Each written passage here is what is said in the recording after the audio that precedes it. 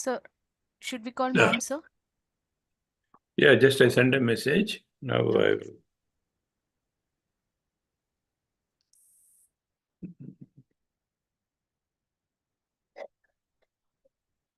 No, she only told me the timing.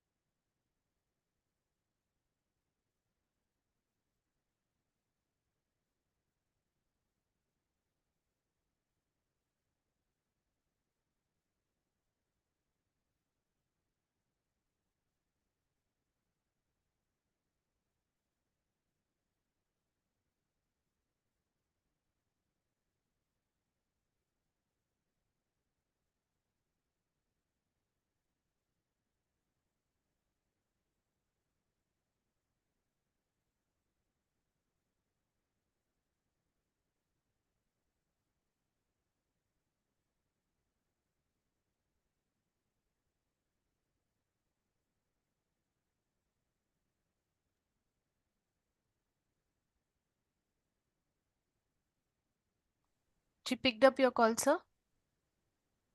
Yeah, just. Because participants are waiting, sir. So Yeah. 2:55 will be allowing the participants.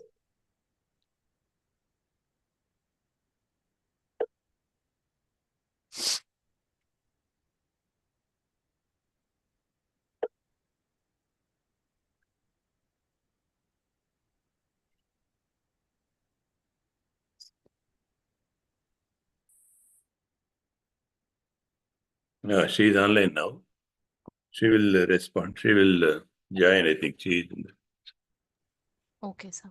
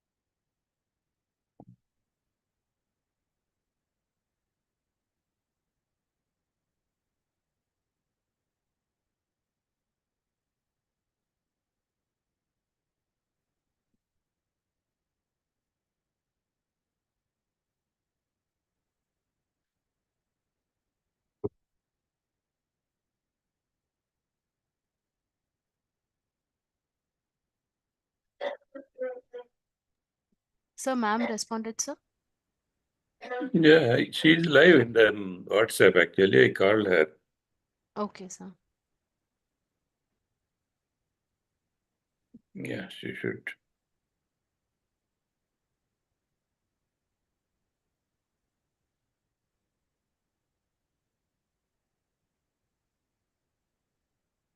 So we have another 5 minutes, no? 4 more minutes, sir, because people are waiting for. Yeah, they're waiting there. I'm seeing that. Yes.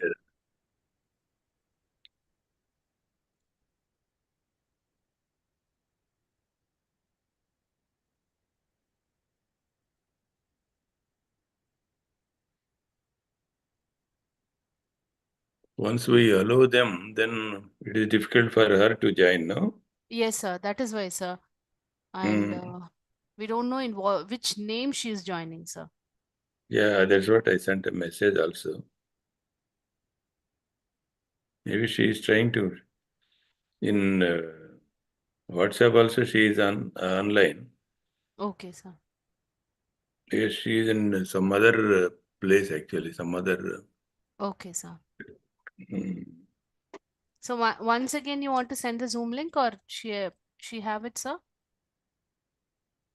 I send it actually. You have Okay. already sent it. I have mailed her also, sir. You mailed her, and I Oh. also last evening I sent it to madam. Uh,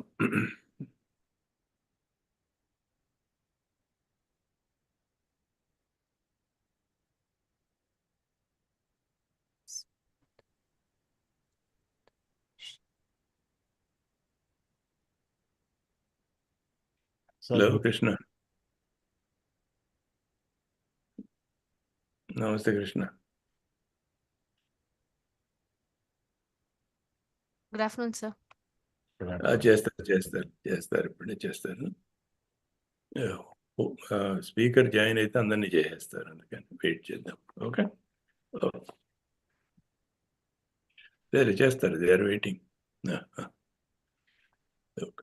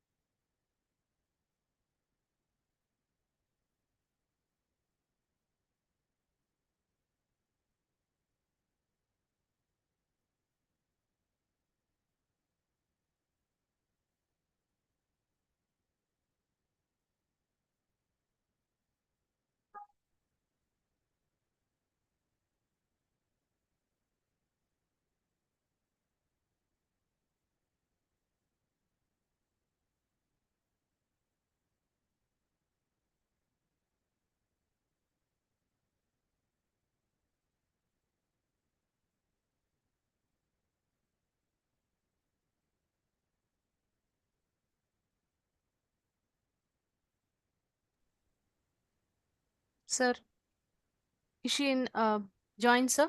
Sir, you're in mute, sir. She, yeah, now she's joining actually. She needs 2-3 minutes actually. Oh, okay, sir. Some small adjustment at the internet. Okay, sir. So she called me and said she is trying to work it out on that. So in the meantime, there are more than 80 people joined actually. Yes, sir. Once they join, then it is difficult for her It'll be to. difficult for ma'am to join. Let us wait, sir. Let us wait for a Yes, minute. yes, yes. Mm, yeah.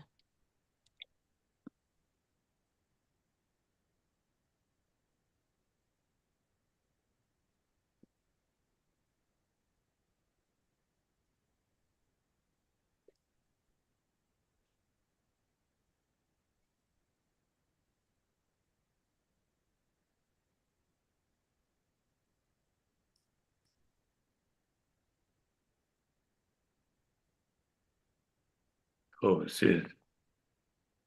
She joined, sir. No, no, just wait, just wait. Okay.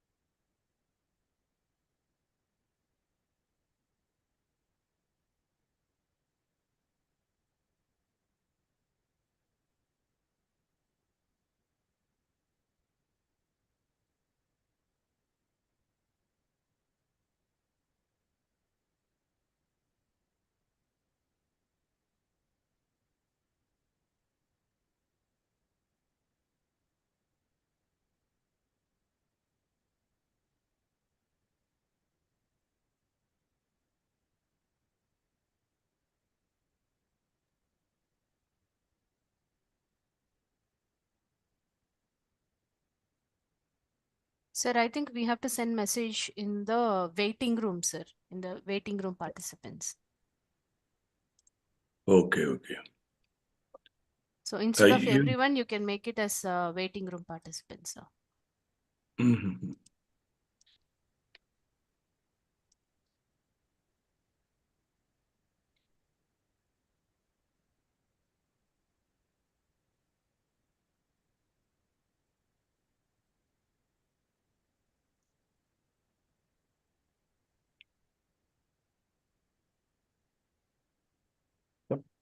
Will they be able to see when they're in the waiting room? Sir, they will be able to see, sir. Waiting room people. Ah, yes, sir. Okay.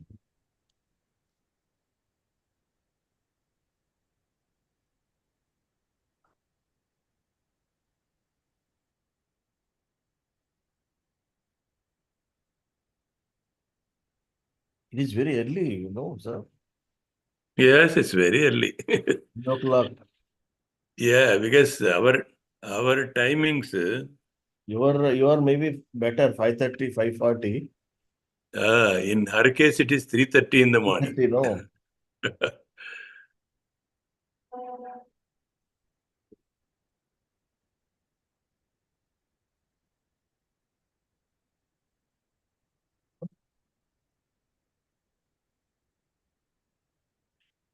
For me also, it is So we go to the bed at about 12 o'clock. In between, to check again, we get up as usual.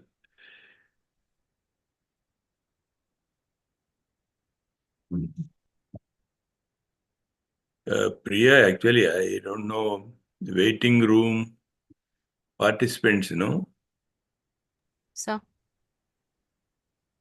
Supposed to happen more.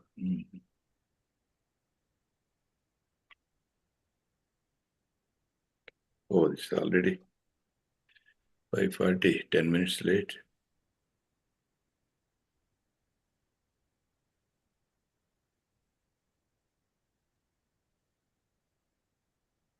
But she's joining now, sir.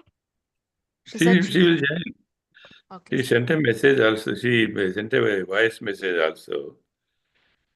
There is a small Technical. issue. Okay. That's why.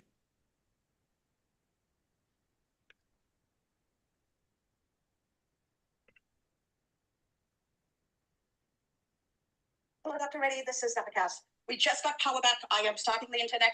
Give me 5 minutes. I will join. We've had an all night power cut. Give me 5 minutes. Okay. Yeah, that's what actually now.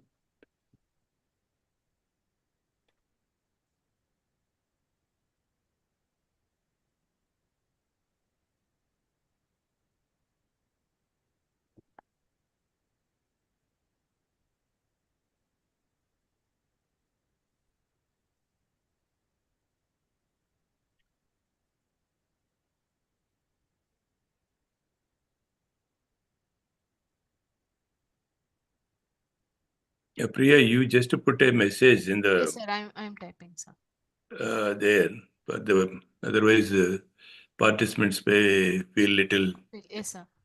inconvenience.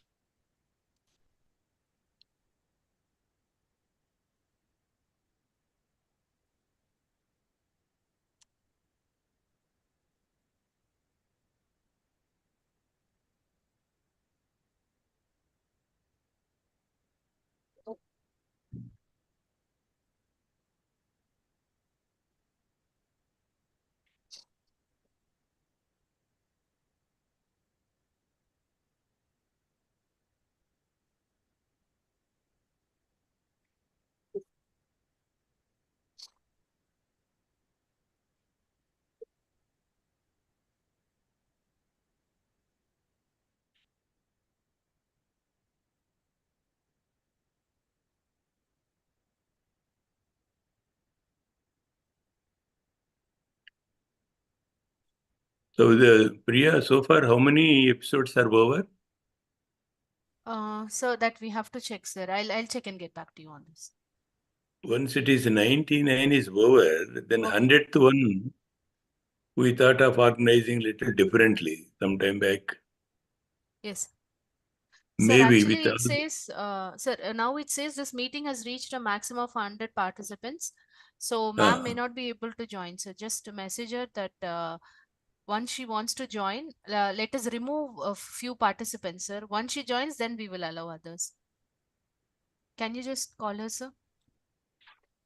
yes. Because I tried to join in some other mobile, but I'm not able to. It says this meeting has reached a maximum of 100 participants.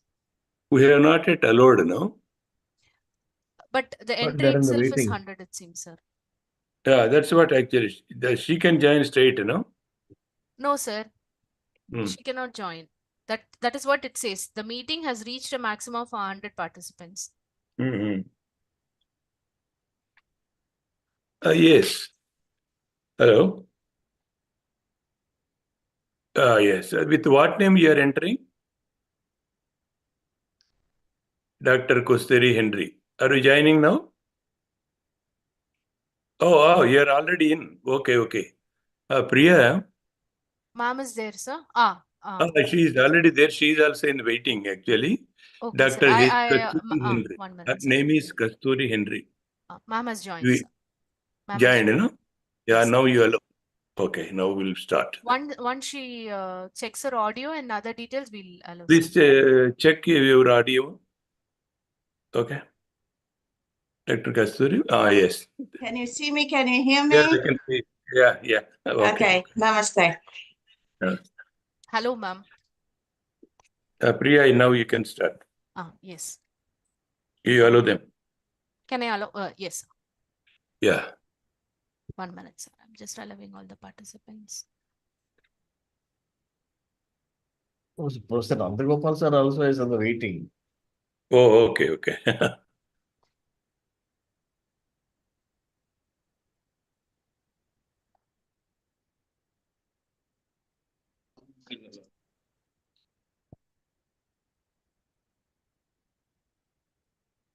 The Kasthuri, sorry, Priya, once you say, start it. Yes, sir. We can start, sir. Yeah. Very good afternoon, all of you. I am Professor P. Narayan Reddy, Regional Vice President, South, Association of Indian Management Schools. On behalf of AIMS, I welcome all of you to this international webinar on an important topic, that is international certifications, integrating global workforce readiness into higher education, or specifically management education. And I'm extremely happy to discuss on this particular topic. We have an international renowned speaker to speak on this particular topic. She is Dr. Kasthuri Hendy. She is a very popular in both social media and also in the television shows in America and across. Dr. Kasthuri Hendy holds Ph.D. He is driven by her mission of building to last and enabling for success. She is the CEO of Kasthuri Hendy Inc. and the founder of Enabled for Success Institute. Her business, change management, financial strategy, business process improvement, and leadership acumen, including global acquisition of the Duracell brand by Warren Buffett from P&G, standing up as the global leader of L&D and financial processes, transforming the Chicago Teachers Pension Fund as the CFO, and many more. She is a graduate school professor. She continues to transform the students representing the United States military, public safety, private sector, and non-profit sectors via Southern Illinois University, DeVry University, and Norfolk University. A centered approach to solve life's challenges is the theme of her weekly international podcast, Unless Your International Goalie Picks. How to get it just right is some of the very briefly I am able to present it before you.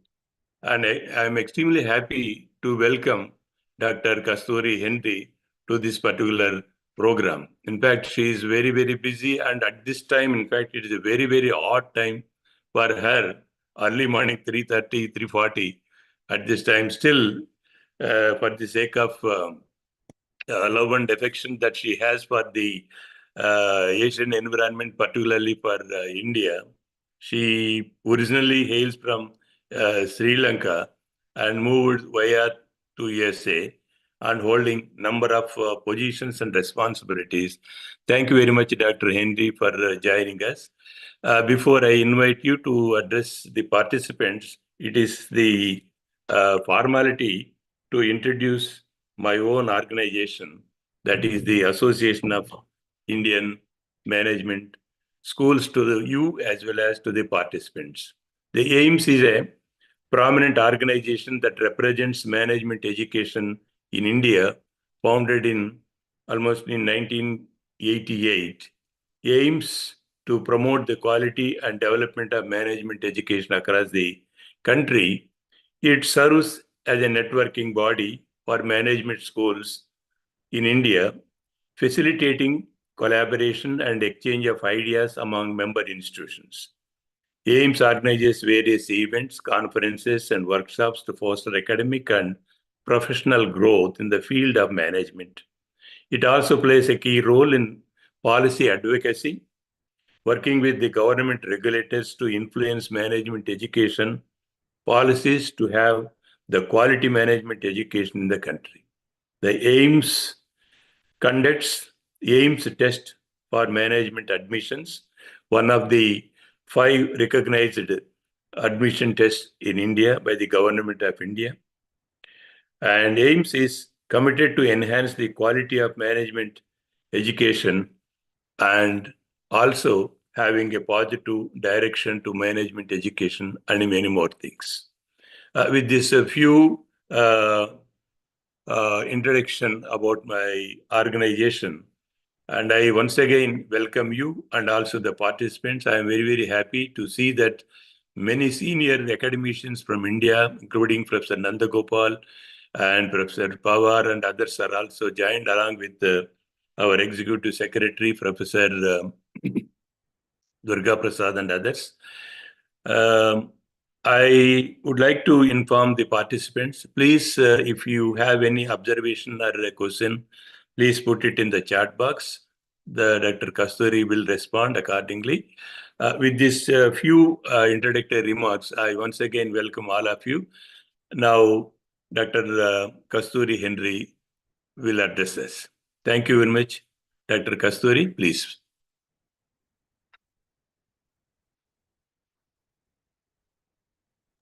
Thank you very much, Dr. Reddy. It's a joy and an honor to join you and your institute and the audience here. Thank you for having grace for me as I am joining you just after 3:30 a.m. my time.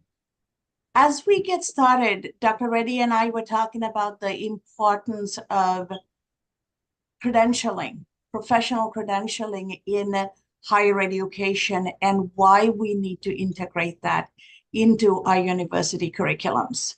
As a finance practitioner and as a finance professor, I actually got into the classroom to teach because I found it better to recruit from my classroom. In the United States, a CFO is personally criminally liable for anything that goes wrong in an organization, whether we knew about it or not. So when that level of responsibility is placed on a CFO, as a CFO, I needed to make sure I am bringing in individuals who understood not just the subject matter, but they understood the technical technology integration. And they also understood the fiduciary responsibility and the ethical professional code of conduct that needs to come alongside. And when we think of governance, I want us to think about it's not just driving organizations' profits and results, but true governance needs to be thought of as the three-legged stool. 3 legs are the interest of the individual, interest of the organization, and interest of the underlying society in which the organization is hosted, whether the organization is not-for-profit, government, or private sector, it doesn't matter. And if any one of these are compromised, then the entire system collapses because it'll be like a stool with one leg weaker than the others or one leg shorter than the other two. Either way, the stool is no longer stable. The stool is no longer viable. And how are we educating in a way that we're not just teaching the subject matter, we're integrating workplace technology, and in addition to the technology, we're bringing in professional code of conduct so that we can preserve governance and we can preserve our fiduciary responsibility. So that's where my journey into education started. So for the last 24 years out of the 27 years I've worked in the United States, I have been a graduate school professor alongside being a private sector practitioner. But I want to take a step back. While I'm Sri Lankan, I got educated in India. I did my PUC and my undergraduate degree from Bangalore, Mount Carmel College, Bangalore University. And one of the most valuable things about my undergraduate degree was I got to major in computer science, math, physics. And for the computer science major, our exam included 4 of us as students getting together and forming a team, identifying a real workplace problem, and then going and sitting down with that organization and talking about how we can solve the problem, get them agree to allowing us to solve the problem, develop a solution, build the solution, test it, and implement it. And our exam was actually the Bangalore University examiners coming and testing how the system we built is working for the client and how the client can troubleshoot for their customers' everyday transactional needs. I have carried that with me. That education allowed me to become a management trainee for Standard Chartered Bank straight out of Bangalore University. As a 21-year-old, I joined the management ranks to go and build the international trade finance and treasury platform in 1991.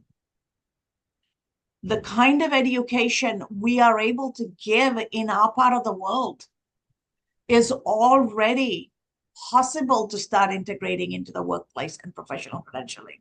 So I wanted to start with what we know to do and how we do it right. Now, if we go one step further and start thinking about, okay, when we're teaching finance, are we only teaching financial methodologies and tools? Are we integrating it into modern day technology? Are we integrating bots and AI into the way we teach? Are we integrating decision support systems and ERP systems? And are we also making sure when our students are taking the classes, they can go and sit for the FP&A credentialing or international finance and treasury credentialing?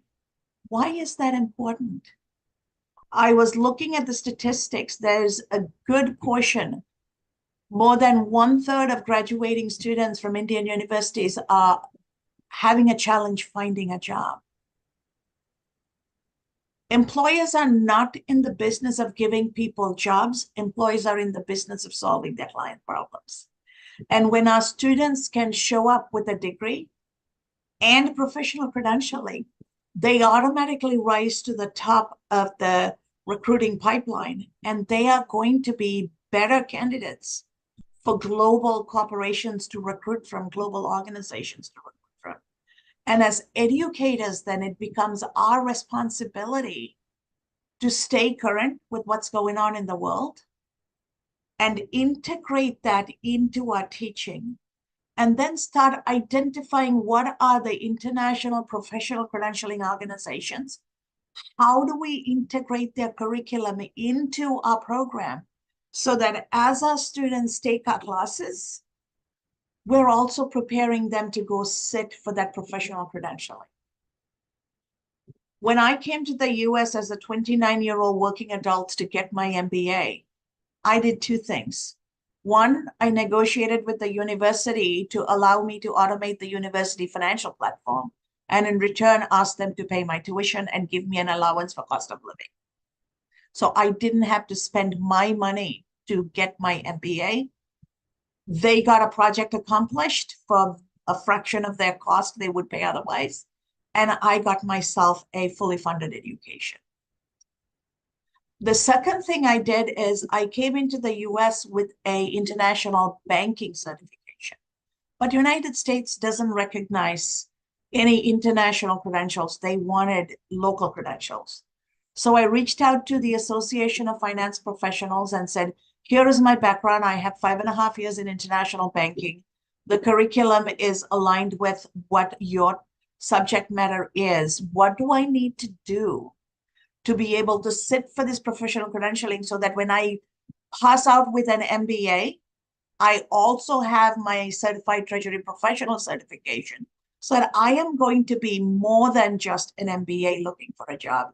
I'm going to be an experienced international finance professional with treasury and risk management credentials with an MBA looking for a job. And they told me all I had to do was take a class, and that course was already integrated into my university curriculum, because at that time, the person writing the textbook to drive that education was one of our finance professors at the university I went to.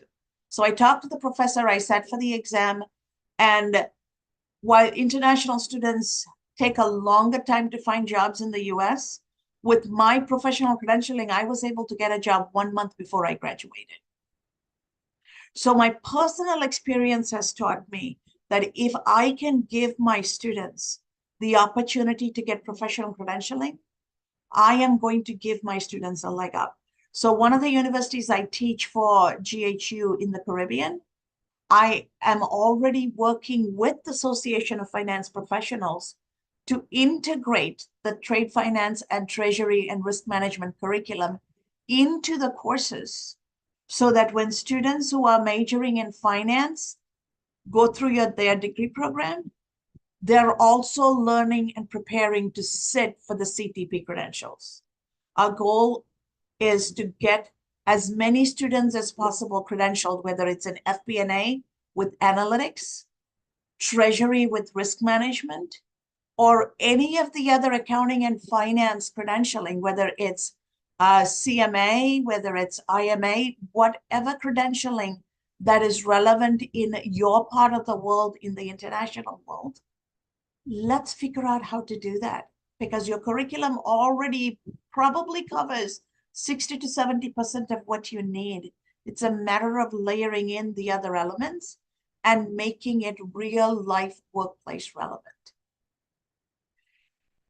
So as I go through that process and as I share this with you, I'm going to pause there and see if you have any questions, because it'll be more impactful for me to answer your question and make this conversational.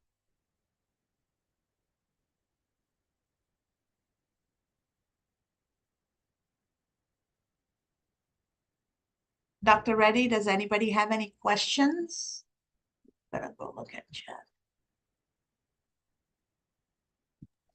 Yes, the issue is mainly the demand and supply of skilled workforce. There is a huge gap between the two, and particularly in the Asian environment and more so in India, the supply side, the quantity wise is very, very high. And in fact, the skill requirements are changing very fast. In view of this, how skills can be enhanced along with the theoretical knowledge that the students are having in the teaching learning process, how this certification is going to bridge that particular gap. That's what actually most of the time the people, in addition to 3 years or 4 years degree programs that they complete, after that many students again go for very capsuled programs like 1 month program or 3 months program certificate. Ultimately, many students are getting more value with that particular short-term certifications. So how to enhance the skills with the help of these certifications, and how to bring those things into the regular curriculum if possible, or maybe in a form of a collaboration way, or the integrating that particular skill component into the curriculum. Absolutely. Those are amazing questions, and I'm seeing questions coming up here. So when we look at accounting and finance field, there are a lot of credentials. There is CTP for treasury and risk management. There's FP&A for planning, forecasting, and analytics. There is, in the United States, AICPA, but that would be CIMA, I believe, in Asia. I am not very familiar what financial accounting credentialing is in India. There is Institute of Management Accountants that is international for management accounting. There is Institute of International Auditors, Internal Auditors, IIA. That is an international credentialing. So there are multiple organizations. There is a International Marketing Association. There's International Management Association. There is Change Management Association. There are so many different areas in which we can specialize. And so students get to choose. One of the things I would say is choose the field your psychographic profile is most conducive for. What do I mean by that?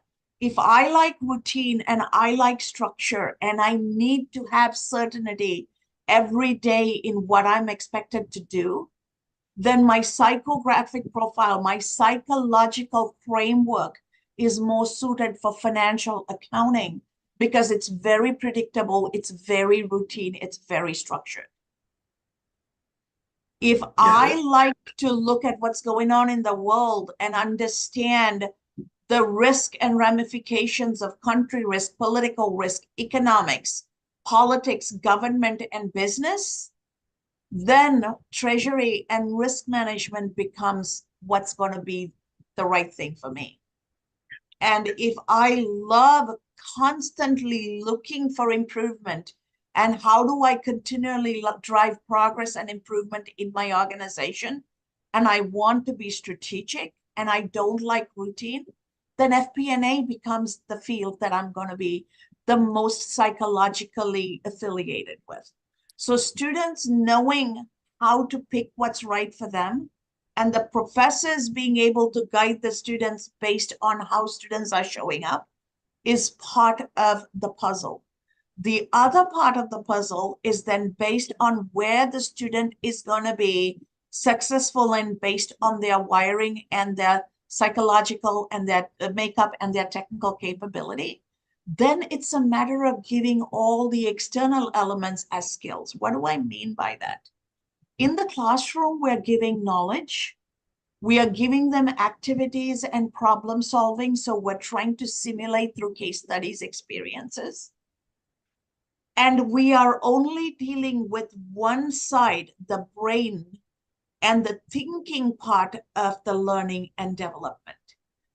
At work, we're going to need the other part too, where we are converting the knowledge into wisdom.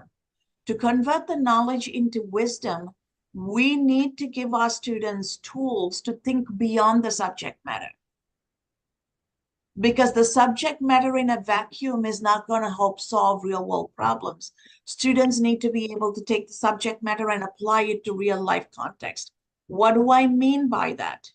If I'm working in a bank and the bank is doing things, say, for example, the United States mortgage crisis, when banks started giving loans to people who couldn't afford to repay, and then take those loans and start packaging it as derivative securities, and we are selling it, are the employees smart enough to say, hey, wait a minute.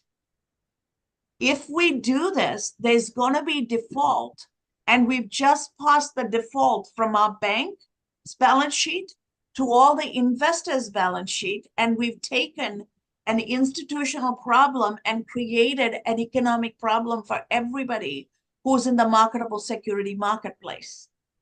Nobody stopped to ask that question because everybody was just following the process, and we're doing what we're asked to do, and we're looking at the numbers, and we are going through the mathematical financial calculations without thinking. When all of these defaults happen, people are going to declare bankruptcy. In 7 years, they can restructure and come back, but by then, the economy has collapsed. How do we connect the real world ramifications and the right thing to do and not right thing to do into our mathematical financial calculations, our decision making, so that we truly are mindful and we are building to last. We're building for sustainability. We're building for growth. So are we integrating the ability to think what the human behavior is going to be and what is the rules of choice and consequence? We have an advantage over the Western world in this area. You know why? Because we grow up with understanding what karma is, right? Karma is the law of consequences. I make choices. From those choices come consequences. It's not good or bad. There are consequences. And do I know to discern those consequences? And am I making choices in a way that every choice has consequences? And as I am making choices, I'm making choices so that I reduce the risk, but then I also have mitigation for any reduced risk that can happen. So can I be 2 steps ahead? Do I have the skills and capabilities to be 2 steps ahead and constantly course correct and look at what's going on in the world and how all of that interaction affect like a 3D chess game going to come together and what is going to be the impact of my decision and therefore what is the best choice to make? That becomes the question. And the best visual, I'm a visual thinker because I'm not a native English speaker. I grew up in Sri Lanka learning in Tamil. So I think in visual so that I can speak in the language I'm speaking. And the visual that comes to my mind, and I know when I explain it, you will understand, India knows how to do this because I always use this as an example in the classroom. When you throw a frisbee for a dog, you don't assume for the dog to know geometry, to know trigonometry, and to know physics. But the dog knows instinctively the speed at which somebody is throwing the frisbee, where it's going to go, what angle it's going to go, and what trajectory it needs to cut across to show up and catch the frisbee. And I believe India as a society knows to do this because I was in India when India shut down the economy to grow from inside and then opened up the economy for the global marketplace. And what India successfully did is built everything in country, developed the talent, and met the world to serve the information economy, bypassing the manufacturing economy, right? So there is the foresight, there is the ability to see long distance and plan. How do we take that skill and capability and slightly pivot today to start giving students the capabilities beyond the classroom technical knowledge and case study experience to truly convert that to wisdom and understand where the world is headed and show up there to solve the problem? I would like to interrupt you at this stage, actually. As you said very rightly that the bringing that practical experience into the curriculum part and also the classroom, actually. Who can be the catalyst in this process, actually, between the institution and the certifications to help the student to increase his decision-making capacities and improving his or her competencies? You have mentioned some of the international certification agencies, actually. So who can play the catalyst role between these two? So having the right partner to look at your curriculum, look at what the credentialing organization wants, and then layer in those elements, that person becomes your catalyst, right? So I am happy to help in any capacity I can because I do that for universities in this part of the world.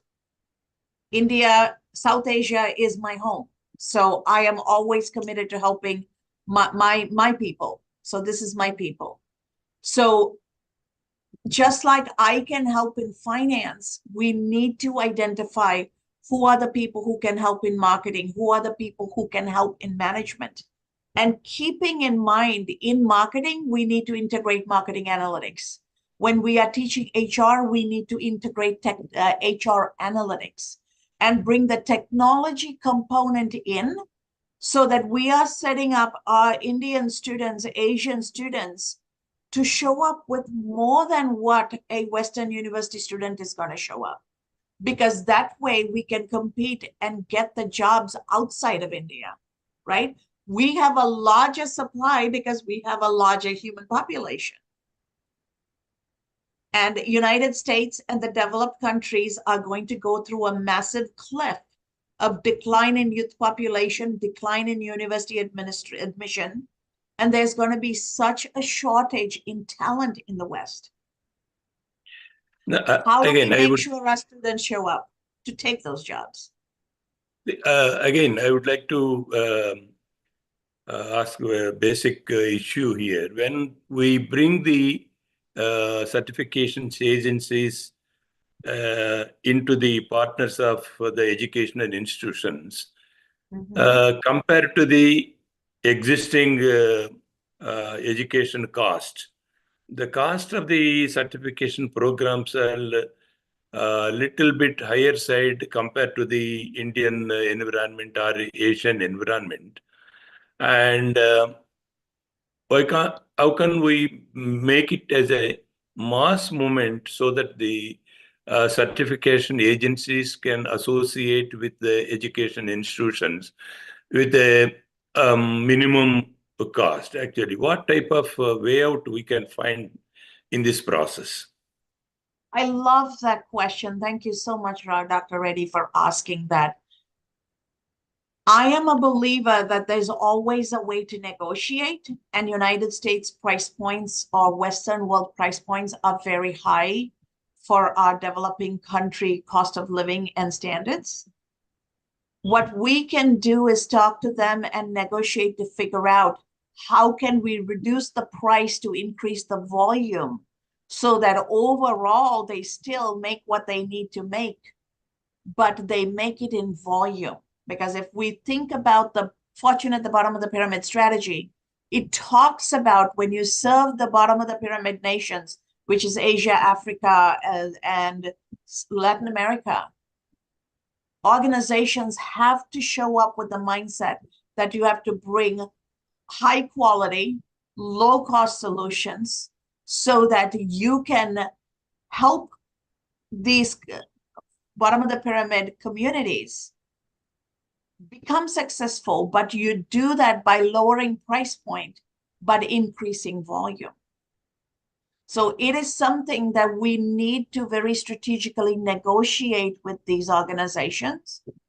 And given that we have the population size on our side as Asians, as South Asians, it is something that I believe we can make an attempt at negotiating. It would be prudent on their part to entertain that. Yeah, actually, in the continuation to the same point, actually, why can't we? Definitely, the certification agencies will come into the picture. And is there any scope to regularly integrate the same into the regular curriculum? See, the most important issue is our regular teaching learning process is more of a theoretical oriented, and how to make it more skill oriented. When we raise that question, the certifications agencies will come into the picture. Here comes two things. One is the part of the regular curriculum itself. We can have at the end, we can separate the both a degree and a certification, one aspect. Second thing is certification agencies, again, mushrooming in the market with the varieties of certification programs. Do you think there is a need to also have some credentials for the certifications agencies too? That is the second thing, actually.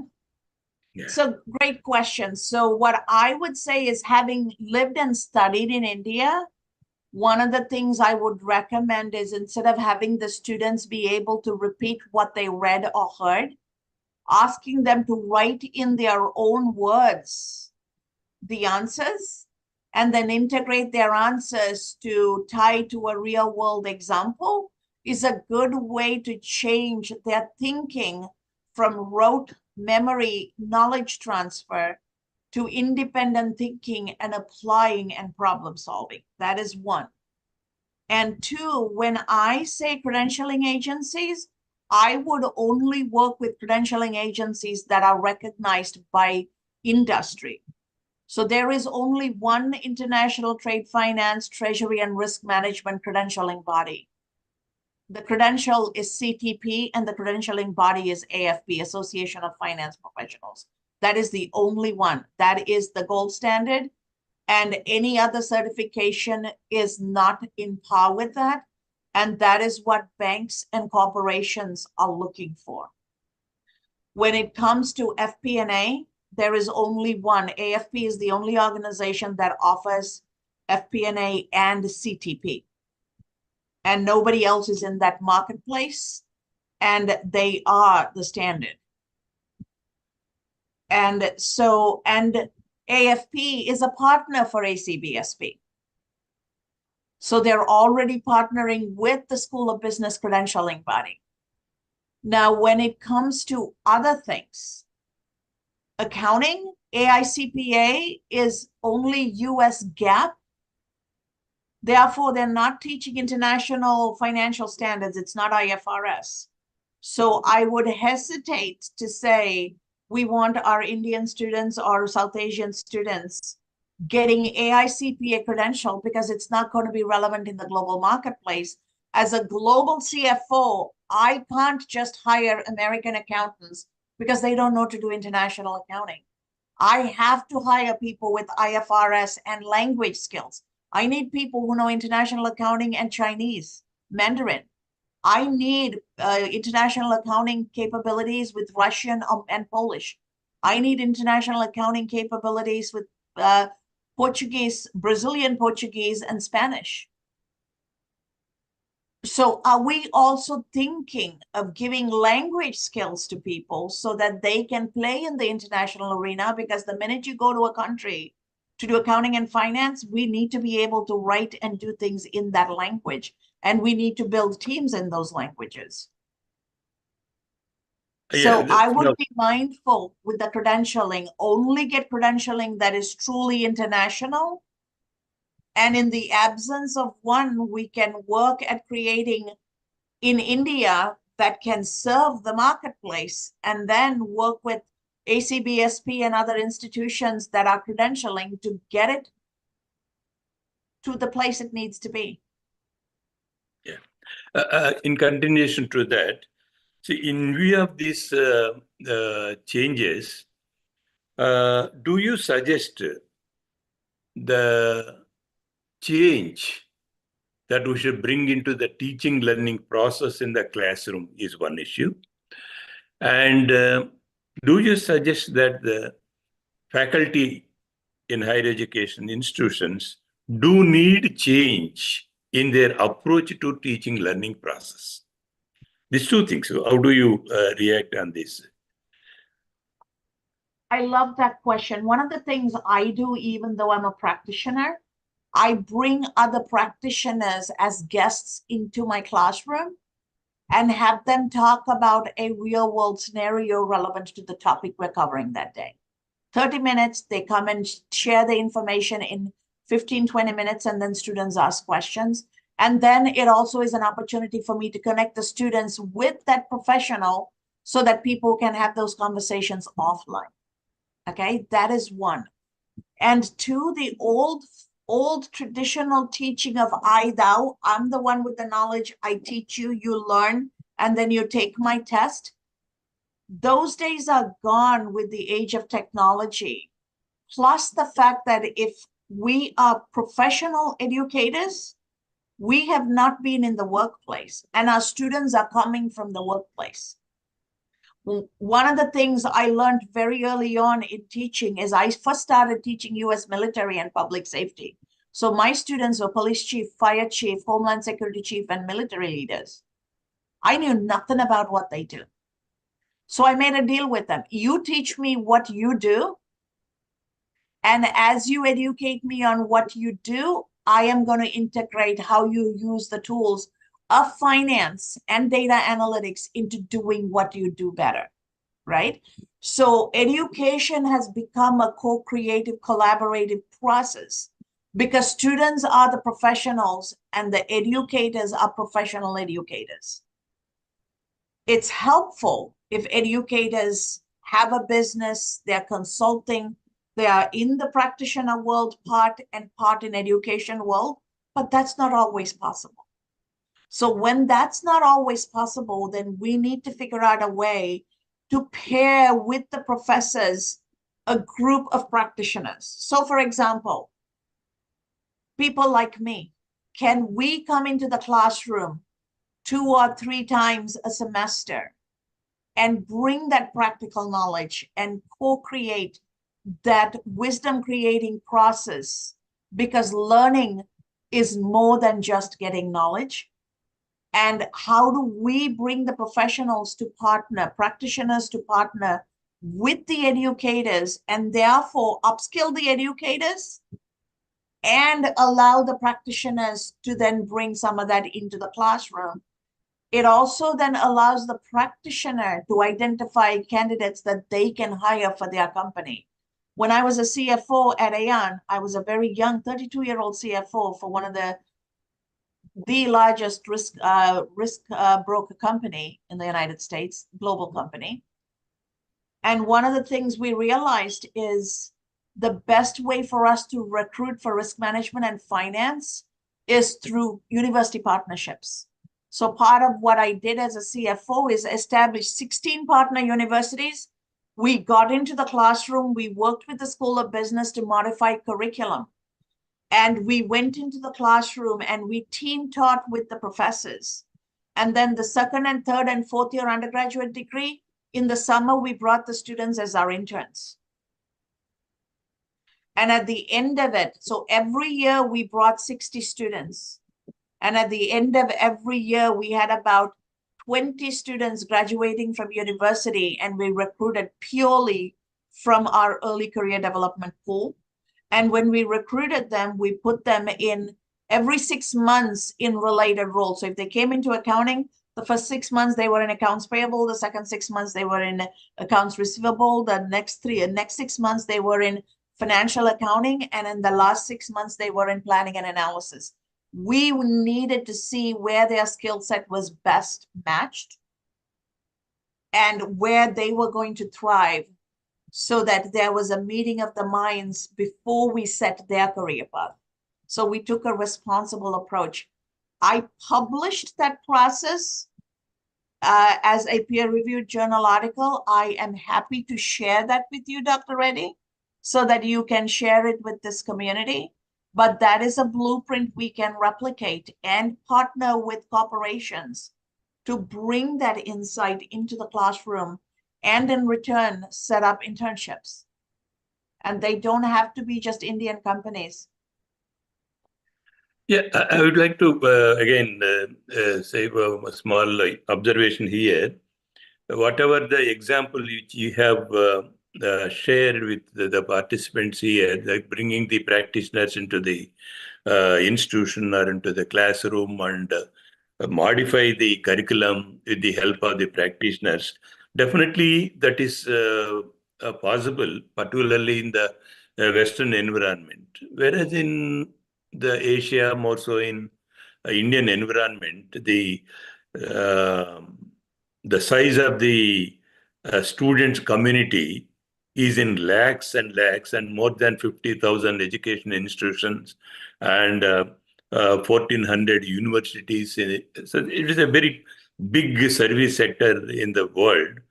So bringing, experimenting with whatever the example you have given may be a little bit difficult in the Indian environment.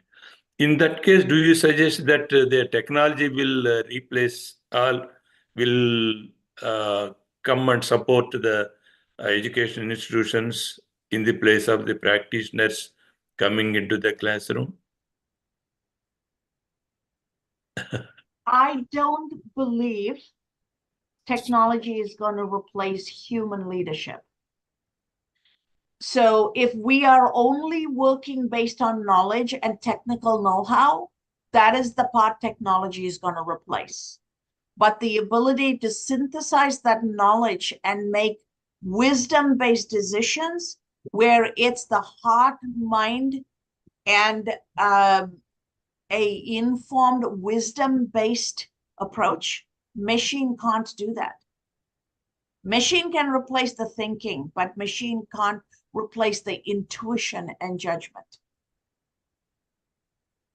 Yeah, definitely. As you said, there is no replacement to human beings. But the issue is maybe we develop varieties of simulations where we have the real life situations, so that such a type of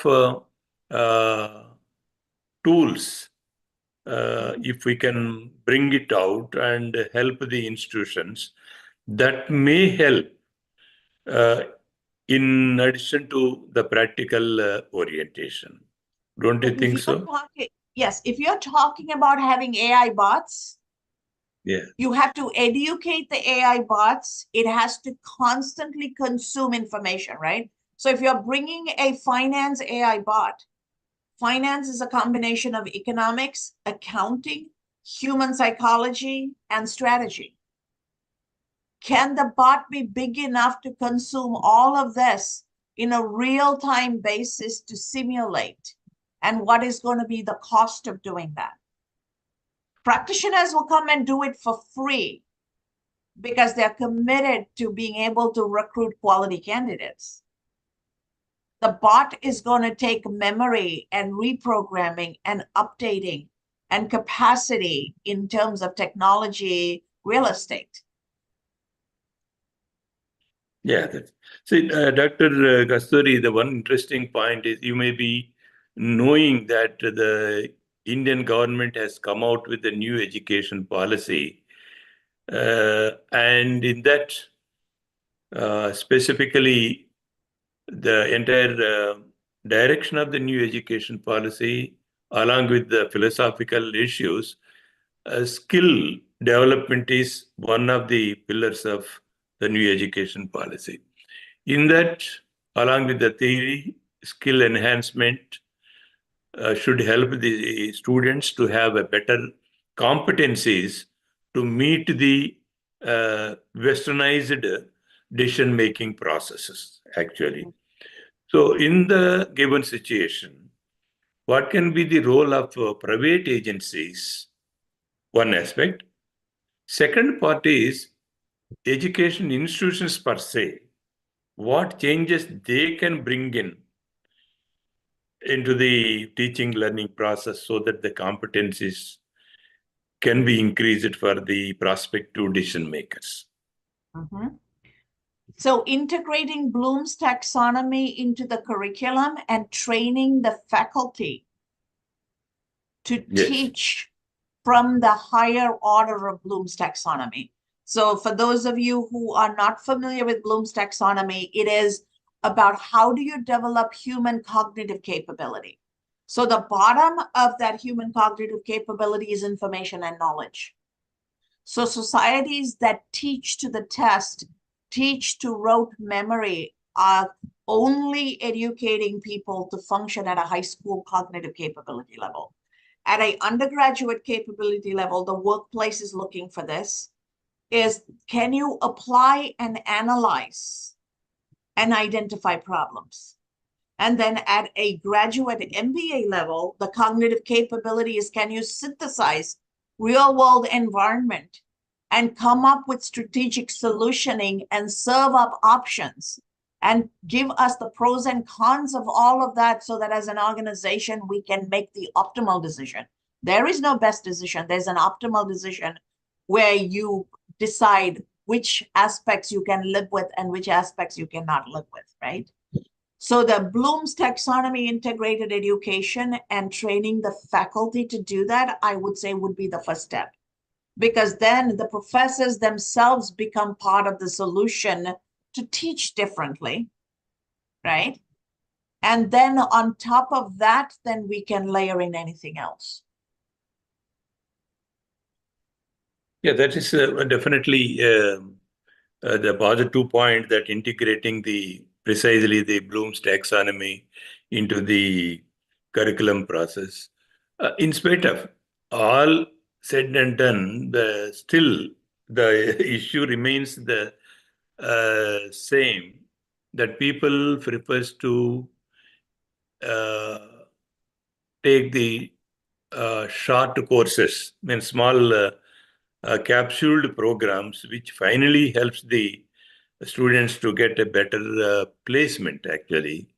So in that case, do you suggest that there is a need to have the international accreditation agencies to play a bigger role in helping the private agencies to help in turn to the education institutions? So that's an interesting question. Professional credentialing private organizations, they're not academic institutions, they are professional institutions. They don't think of themselves as universities, they think of themselves as facilitating business and business growth and supporting the practitioner professional. So I can't see them becoming a part of an education institution, but they are willing to partner with educational institutions. I know for a fact that AFP is partnering with multiple educational institutions. They're partnering with the Caribbean University I teach for and I write curriculum for, and they're partnering with US universities, but not all universities want to partner with them. Because sometimes professors think that if all of this changes, then maybe I am not going to be relevant, because people don't like change. And if we are not willing to change, then we are afraid that if we brought something in, we become irrelevant, right? So that resistance is there even in the United States. Yeah, but the that's right. The reality in the United States is more than 10% of the universities are going to go under. There's already mergers and acquisitions of universities, and the universities that are poised for the future are for-profit schools that are highly technologically enabled, because students in the United States and in the West are refusing to give up their jobs to go to school because the price point is too high, right? You have to spend over $100,000 to get an undergraduate degree, and you have to give up school. You have to give up work to come to school and sit and do this. And 2/3 of the cost is cost of living. 1/3 of the cost is tuition. Even for a residential student, international students' prices go up. So we are looking at the crossroads, even in the United States, trying to figure out where is that change coming from. Now, here is a great opportunity for Indian universities through ACBSP to build exchange programs for faculty and students, so that one semester come to the States or go to any other country and learn. And professors can come and teach as part of the exchange. Students can come and learn as part of the exchange.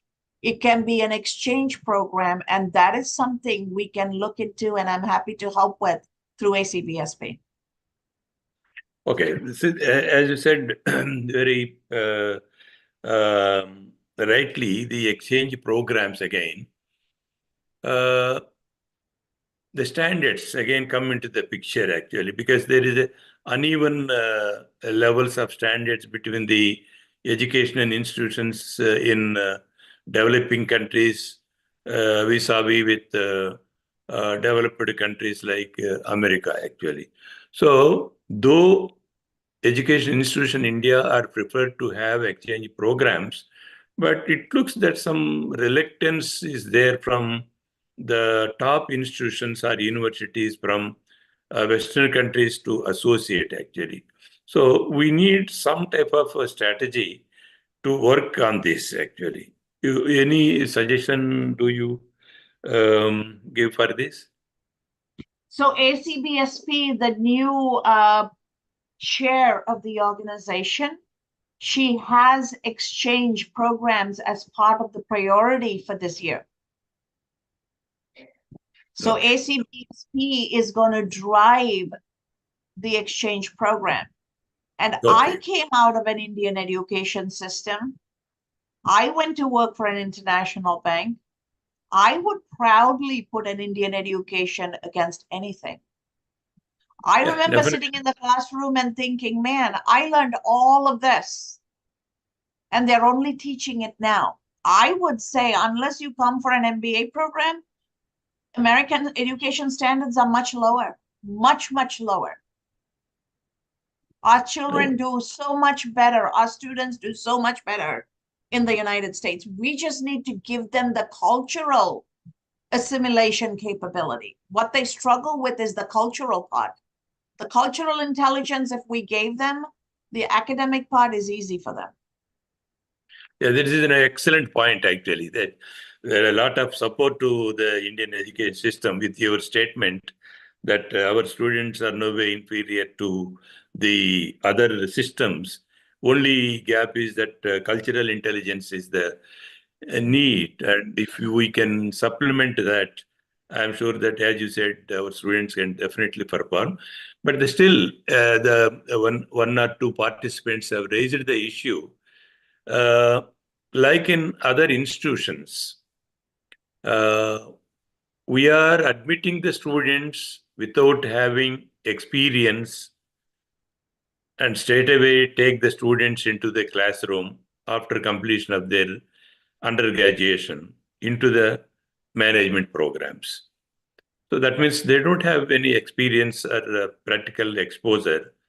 How to bring that particular component is one observation. Similarly, that's what the continuation of this is, that our students have minimal knowledge of the business and economy and more of a theory component. So how to fill this particular gap? The only way to fill that gap is tell the students, don't go straight from undergraduate degree to grad school, go work for 2 years and come back. Okay. I mean, seriously, that's the only way to get that, right? You're not going to get workplace experience in the classroom. And as an employer, this is a real employment dilemma. When students have an MBA and they're looking for jobs, they want to be paid like they're an MBA. But we'd rather hire people who have experience and pay for their MBA. Right? The higher your degree is with no experience, you're a liability for the business. You're going to ask for more money and you're not bringing any skills, workplace skills, because you've never set foot into the workplace. So we unfortunately, unfortunately, in the Indian scenario, once the student joins the workforce, coming back to improve increase their academic qualifications is a remote possibility, actually. This is one scenario. On the other side, once they complete their graduation, they may not able to wait for the management education admission for a year or so. That is also another challenging task. Of course, these are all the various dimensions of the growing economy and growing service sector, actually. So, finally, the entire discussion has really helped the participants to have a better understanding about how to bring the certifications into the classroom, and more so international certifications, which are much more useful and valuable to the student to improve their competencies. Finally, what is your suggestion for the Indian students or Asian students when they are looking forward to start their journey into the Western world? What caution and suggestion you can give as a final observation? Thank you. Thank you for that question. Cultural intelligence is key. how to show up, what to do, what not to do, how the culture and society functions, and how not to get offended by things when people don't understand us, and how to use humor to navigate all of that becomes critical. I can tell you from experience, I walk into a place, everybody assumes I'm Indian, right? So we're all South Asians. The world considers us Indian.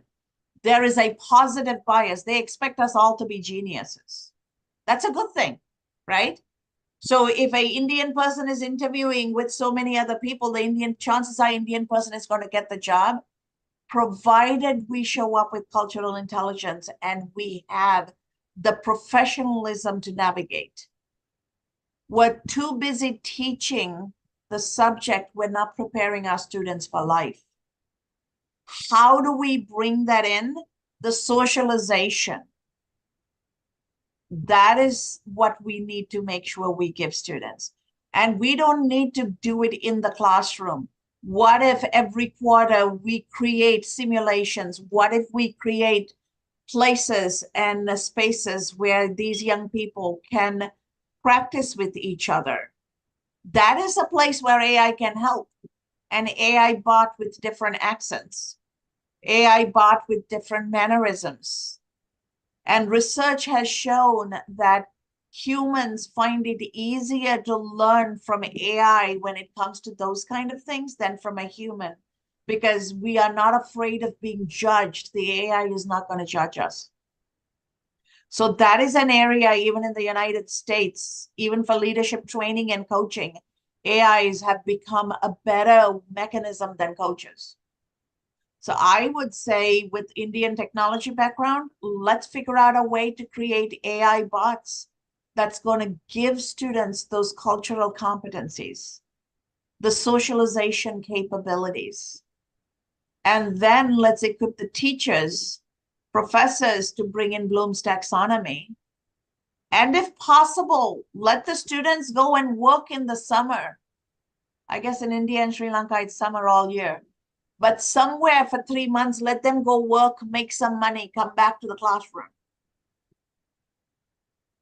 Yeah, definitely that your observation is valid. But now we have to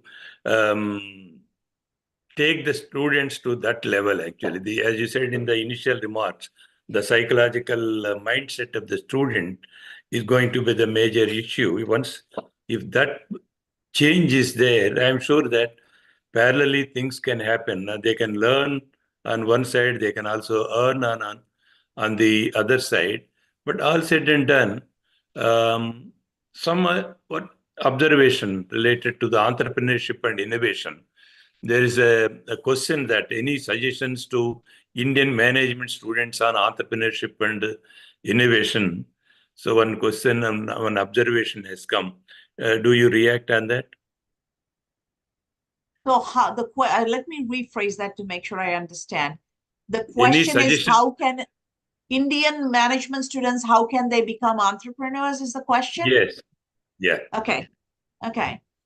Entrepreneurship requires you to know a variety of aspects of business, right? So to become an entrepreneur, to start a business, you need to know what you want to bring to the world, right? So the rule number one is it has to be something you're extremely good at.